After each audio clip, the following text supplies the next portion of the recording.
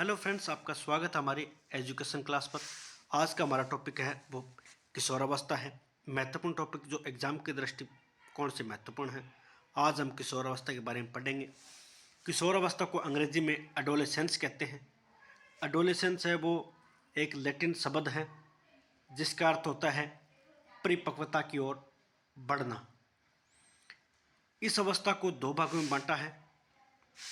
पूर्व किशोरावस्था, तरुणावस्था या वयसंधि। यह अवस्था लड़कियों में 11 से 13 वर्ष या लड़कों में 12 से 14 वर्ष तक की होती है। इसे द्रुत एवं तीव्र विकास का काल कहते हैं। समस्याओं की आयु है, तूफान व उलझन की अवस्था है। इससे पूर्व किशोरावस्था, teenage, age of beauty, age of puberty आदि भी कहते हैं।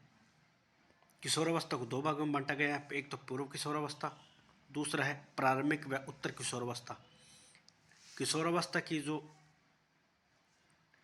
एज होती है वो 11 से 19-20 वर्ष तक होती है या फिर 12 से 21 वर्ष तक मानी जाती है। किशोरावस्था के अंदर क्या है कि लड़का और लड़की की आवाज़, शारीरिक परिवर्तन, मानसिक परिवर्तन सभी आते हैं। इसमें द्रुत एवं तीव्र विकास होता है शारीरिक रूप से। समस्या की आयु बोलते हैं। तूफान व उलझन की अवस्था है। टीन एज भी कहा जाता है या एज ऑफ ब्यूटी भी इसे कहते हैं। प्रारंभिक उत्तर किशोरावस्था जो अवधि है वो 13 से 19 वर्ष मानी जाती है। स्टेनले हॉल, ये सबसे ज़्यादा इम्पोर्टेंट परिभाषा है स्टेनले हॉल की, जो सबसे ज़्यादा एग्जाम में पूछी जाती है। किशोरावस्था को संघर्ष, तनाव, तूफान व विरोध की अवस्था स्टेनले हॉल के अनुसार है। नया जीवन कोल ब्रुश के बारे में, जीवन का कठिन काल है वो किलपैट्रिक के अनुसार है। अंतर्मुख की बात करें तो किशोरावस्था में बच्चा है वो बालक अंतर्मुखी होता है। संक्रमण काल है कहा जाता है इसको। शारीरिक परिवर्तन सर्वाधिक होता है। संवेग में सर्वाधिक परिवर्तन होता है। इसमें बच्चा है वो सैनिक बनना या नेता बनने की कोशिश करता है। शिक्षा का सर्वांगीण विकास है वो इस अवस्था में सबसे ज़्यादा होता है। बालक है वो समायोजन नहीं कर पाता। समाज के साथ, परिवार के साथ या किसी स्थिति में समायोजन करने की स्थिति थोड़ी सी कमज़ोर होती है। औपचारिक रूप से ये सक्रिय अवस्था है, सबसे ज़्यादा काम करता रहता है। समस्या की अवस्था इसलिए माना जाता है, समस्या की अवस्था भी इसी कहते हैं। समस्या में क्या होता है कि बालक है वो भावी जीवन के बारे में सोचता रहता है, व्यवसाय के बारे में सोचता है, अपनी शादी के बारे में सोचता है, अपने जीवन साथी के बारे में सोचता रहता है। द्रुत एवं तीव्र विकास की अवस्था भी कहते हैं क्योंकि शारीरिक परिवर्तन है वो 11 से 12 या 11-12 वर्ष की उम्र के बाद में शारीरिक परिवर्तन होना शुरू हो जाता है। लड़का और लड़की दोनों में शारीरिक परिवर्तन होता है। लड़की की आवाज़ है वो पतली या सुरीली होनी शुरू हो जाती है। लड़के की आवाज़ है वो थोड़ी मोटी या कर्कश होनी शुरू हो जाती है। लड़कों में शारीरिक परिवर्तन आना शुरू हो जाता है, लड़का और लड़की दोनों के अंदर। गोल्डन एज के नाम से भी किशोरावस्था को जाना जाता है। ये इंपॉर्टेंट पर्सन है, ये एक बार आ चुका है कि गोल्डन एज किसे कहते हैं, कौन से काल को कहते हैं। तो किशोर अवस्था को काल को कहते हैं, ये याद रखें। सामाजिक स्वीकृति की अवस्था, किशोर अवस्था को सामाजिक स्वीकृति की अवस्था भी कहा जाता है क्योंकि बाल्यावस्था के बाद में वे बालक को समाज में समायोजन करना पड़ता है, उनके रीति रिवाजों या उनके पथ सिस्टम पर चलना पड़ता है। तो वो क्या सामाजिक स्वीकृति की अवस्था है। ये व्यक्तिगत ये एवं घनिष्ठ मित्रता की अवस्था है। बाल्यावस्था में बालक है वो सिर्फ खेलने के लिए सहपाठी बनाते थे। अब क्या है, बाल्यावस्था से किशोरावस्था में बालक प्रवेश कर चुका है तो क्या उसके जो मित्रता है वो घनिष्ठ बनाने की कोशिश करते हैं। अपने परिवार घनिष्ठ मित्र बनाने की कोशिश करता है। व्यक्तिगत रूप से वो काम करने की सोचता है और अपने समाज के साथ घनिष्ठता बनाने की कोशिश करता है। आत्मसम्मान, आत्म स्वीकृति की अवस्था, बालक को अपने समाज के अंदर एक पहचान बनाने की कोशिश करता है। आत्मसम्मान की बात करता है, वो कुछ करना चाहता है।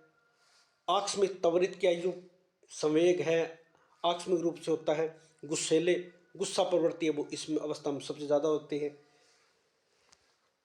विशिष्टता की खोज है समय वो बाल्यावस्था के दौरान होता है। विशिष्टता की खोज का समय वो किशोरावस्था के अंतर होता है। देशभक्ति की भावना सबसे ज़्यादा होती है, ये लीडर बनने की कोशिश करते हैं। व्यवसाय चुनने की चिंता होती है, समस्या बहुत होती है बालक के अंदर किशोरावस्था के अंदर। किशोरावस्था में आने के बाद में बालक को भावी जीवन के बारे में सोचना पड़ता है, काम के बारे में सोचना पड़ता है, रोजगार के बारे में सोचना पड़ता है। ये सारी आते हैं, व्यवसाय की चुनाव की चिंता रहती है। दिव्य सपन की प्रवृत्ति है वो सर्वाधिक पाई जाती है। इसमें बालक है वो अपने आप को सोचता है कि मैं बड़ा होकर सैनिक बनूंगा, मैं बिजनेसमैन बनूंगा, बड़ा होकर शिक्षक बनूंगा, बड़ा होकर खेल क्रिकेटर बनूंगा, खेल की भावना सोचता है। तो ये दिव्य सपन की भावना सोच है प्रवृत्ति है वो किशोरावस्था में सर्वाधिक होती है। सर्वाधिक काम प्रवृत्ति पाई जाती है। तार्किक चिंतन की अवस्था है। शेष अवस्था में तार्किक चिंतन अतार्किक चिंतन नहीं होता बिल्कुल भी, पर किशोर अवस्था के अंदर चिंतन की अवस्था वो तर्क कर सकता है किसी भी प्रश्न के अंदर। पीढ़ियों में अंतर के कारण या विचारों में मतभेद हो सकता है।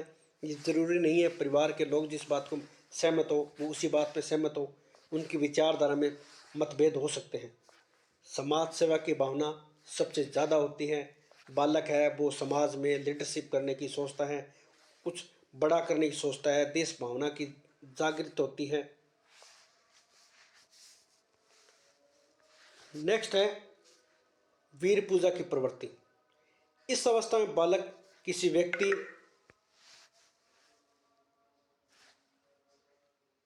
या विद्वान को अपना आदर्श मानता है तथा उसके अपने ही जैसे अपने आप को ढालने की कोशिश करता है, अर्थात वीर पूजा के भाव विद्यमान होता है। सबसे ज़्यादा बालक है उस अवस्था में नेता बनने की कोशिश करता है, सैनिक बनने की कोशिश करता है, बड़ा बिजनेस बनने की कोशिश करता है। इस अवस्था के अंदर किशोरावस्था को बसंत ऋतु के नाम से भी जाना जाता है। इस अवस्था में कोई भी लड़का या लड़की पसंद करना, जीवन साथी के रूप में सोच चुनने की सोचना, उसके साथ घूमना फिरना, अर्थात उसके लिए यह बसंत ऋतु के समान ही होता है। संवेगात्मक विकास अस्थिर अवस्था में पाया जाता है बाल्यावस्था किशोरावस्था के अंदर।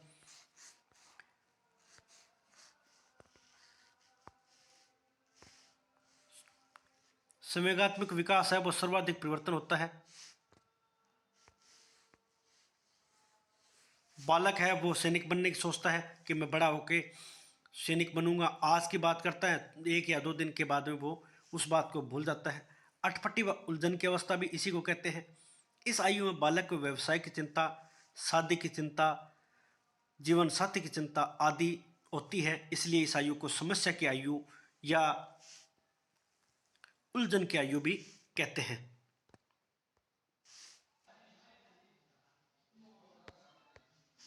अमेरिका में बाल अध्ययन आंदोलन का जनक माना जाता है, ये स्टेनले हॉल का है। इसका आंसर वो बी है। ये एग्जाम में आ चुका है, आरटेट लेवल फर्स्ट एग्जाम 2011 में, और थर्ड ग्रेड टीचर है वो 2013 में ये प्रश्न आ चुका है। स्टेनले हॉल के सबसे ज़्यादा प्रश्न पूछे जाते हैं, इसके याद रखें सबसे ज़्यादा। स्टेनले हॉल है, ये पुस्तक लिखी थी 1904 में लिखी थी। इसका एक वो परिभाषा है, संघर्ष तनाव तूफान की अवस्था, तो ये स्टेनले हॉल की है। ये देख लीजिए आप। 19वीं शताब्दी में अमेरिका में बाल अध्ययन आंदोलन के जनक माने जाते हैं वो स्टेनले हॉल हैं। अब ये पुस्तक के बारे में प्रश्न आ चुका है। अपनी पुस्तक एडोलेसेंस में किसने कहा कि किशोर अवस्था एक नया जीवन है, व्यक्ति जब इसमें प्रवेश करता है तो अपने जीवन की शुरुआत करता है। तो ये पुस्तक है वो 1904 में प्रकाशित हुई थी, ये याद रखें भी 1904। ये किसने लिखी थी? वो स्टेनले हॉल ने लिखी थी।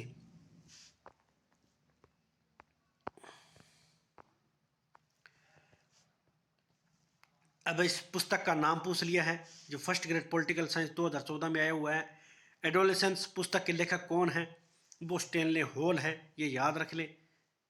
यही प्रश्न है वो आगे पीछे होके आ रहा है। अब यह परिभाषा आ चुकी है जो सबसे ज़्यादा प्रश्न पूछे जा चुके हैं परिभाषा के बारे में। किशोरावस्था बड़े संघर्ष, तूफान, तनाव या उलझन की अवस्था या झंझावत की अवस्था कहते हैं। यह कथन किसका है? वो स्टैनले हॉल का है।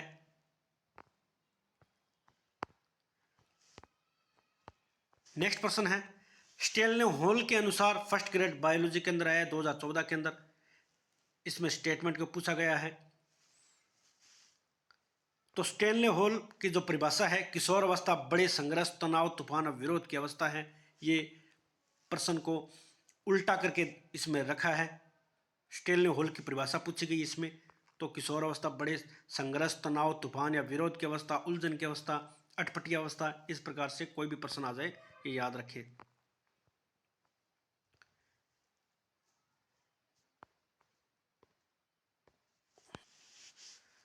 स्टैनले हॉल के प्रश्न हैं वो सबसे ज़्यादा प्रश्न पूछे जाते हैं। स्टैनले हॉल के अंदर 4 ही बातों में ध्यान रखें। स्टैनले हॉल की पुस्तक है वो एडोलेसेंस है, 1904 के अंदर है। इनका एक स्टेटमेंट है, किशोर अवस्था बड़े संघर्ष, तनाव, तूफान तथा विरोध की अवस्था है। इस प्रश्न को किसी भी प्रकार से आ सकता है, आप याद रखें इस प्रश्न को। आज के लिए इतना ही। धन्यवाद। हमारा वीडियो अच्छा लगे तो लाइक और शेयर करें। नेक्स्ट वीडियो में फिर मिलेंगे, तब तक के लिए धन्यवाद।